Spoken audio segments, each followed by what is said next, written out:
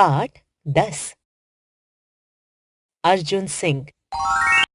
अर्जुन सिंह नाम का एक बालक था। वह अपने माता पिता और छोटी बहन का बहुत दुलारा था। उसके माता पिता उससे बेहद प्रेम करते थे। छोटी बहन भैया भैया पुकारते पुकारते कभी थकती नहीं थी। उनका छोटा सा परिवार प्रेम और आनंद से भरा हुआ था। एक बार अर्जुन बीमार पड़ गया। उसको बहुत तेज बुखार था। माता पिता उसके लिए बहुत परेशान हो गए। माँ ने उसे इधर उधर व बाहर की चीजें खाने पर रोक लगा दी। एक दिन उसका मन गुड़ और चना खाने को ललचा रहा था। उसकी छोटी बहन से भाई का यह दुख देखा न गया। वह चुपके से भाई के लिए गुड़ और चने ले आई और उसे खाने के लिए दे दिया। कुछ ही समय में अर्जुन का बुखार उतर गया। भाई के मन में बहन के प्रेम की भावना बहुत गहरी हो गई। एक दिन लोगों से सुना कि कौमी झंडे का जुलूस निकलने वाला है। सभी देशभक्तों के लिए दिलों में आनंद और उत्साह की भावना पैदा हो गई। देश का वायसराय नहीं चाहता था कि कौमी झंडे का जुलूस निकाला जाए, इसलिए उसने आदेश दिया कि जुलूस नहीं निकाला जाएगा। वायसराय का आदेश सुनते ही देशवासियों के दिल मुरझा गए। बड़ा आया वायसराय, क्यों ना निकले झंडे का जुलूस? भाई ने बहन से कहा। बहन ने पूछा, कौन है ये वायसराय? भाई ने कहा, होगा कोई। बहन ने कहा, वह जुलूस निकालने क्यों नहीं देता? भाई ने बहन से कहा, हमारा देश अंग्रेजों का गुलाम जो है। बहन ने बड़ी हिम्मत से कहा, तब तो हम जरूर जुलूस निकालेंगे, अपना झंडा फहराएंगे, देखते हैं कौन रोकता है हमें। भाई बहन दोनों झंडा बनाने में जुट गए। भाई केसरिया और हरा रंग ले आया।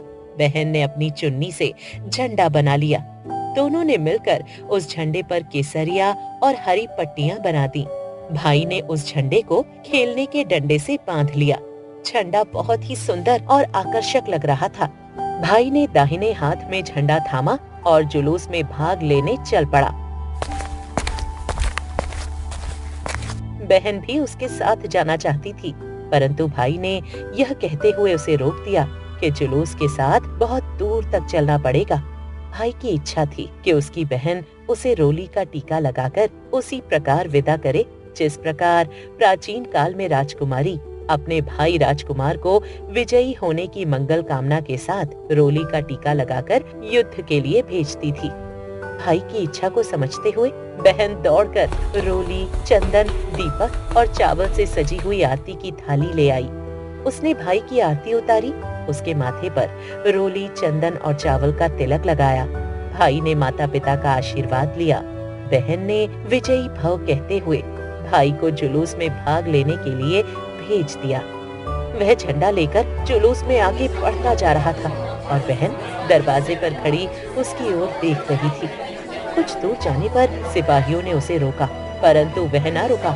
सिपाही भी उसका साहस देखकर हैरान थे, परंतु सरकारी आदेश के अनुसार वे बालक को आगे नहीं बढ़ने दे रहे थे। सिपाहियों ने उसे बहुत डराया धमकाया, परंतु वह कहाँ मानने वाला था। निर्दयी सिपाही उस अबोध बालक पर डंडे बरसाने लगे। बालक आहत होकर गिर पड़ा। उसके सिर, हाथ और पैरों में बहुत चोट लगी थी, परंतु उस स्थिति में भी उसने झंडा हाथ से नहीं गिरने दिया। सिपाहियों को भाई के पीछे जाते देख बहन का मन अज्ञात भय से कांप उठा। वह भागते भागते वहां पहुंच गई। भाई ने झंडे को बहन के हाथों में थमा दिया और वह मूर्छित हो गया। उसने भाई के सिर को अपनी गोद में रखा और सहायता के लिए लोगों को पुकारने लगी। इसी बीच उसके माता पिता और कई सज्जन उसकी सहायता के लिए पहुंच गए। उस वीर बालक को लोग अस्पताल ले गए। वह कुछ दिनों में स्वस्थ हो गया और पुनः झंडा लेकर अपनी बहन, मित्रों और परिजनों के साथ देश की स्वाधीनता के कार्यों में सक्रिय रूप से भाग लेने के लिए फिर से निकल पड़ा।